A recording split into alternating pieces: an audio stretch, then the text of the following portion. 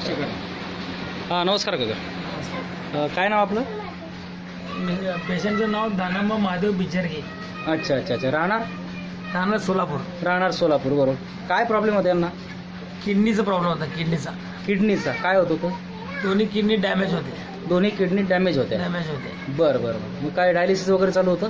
आठवड्यातून 3 डायलिसिस होता. आठवड्यातून 3 वेळा डायलिसिस? 3 वेळा डायलिसिस होता. बरं बरं बरं. मग तुम्ही हे औषध कोणाच्या माध्यमातून सुरू केलं? हे औषध एक आमच्या मित्रांनी सांगितलं होता.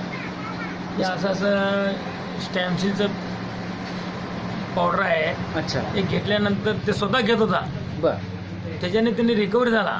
ओके.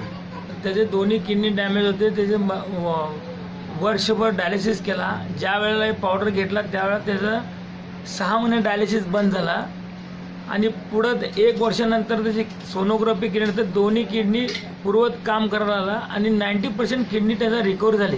वा वा. त्यांनी तुम्हाला हे सांगितलं आणि ते 14.5 क्रिएटिन 2 वर आला. मग त्याने आम्हाला सांगितलं तर आम्ही ते चालू केला. आज 3 महिने झाले घेत आहे. 3 महिने झाले. ओके. पेशंटला चालता येत नाही, उठता येत नाही, बसता येत नव्हतं. आज पेशंट चालतंय फिरतंय.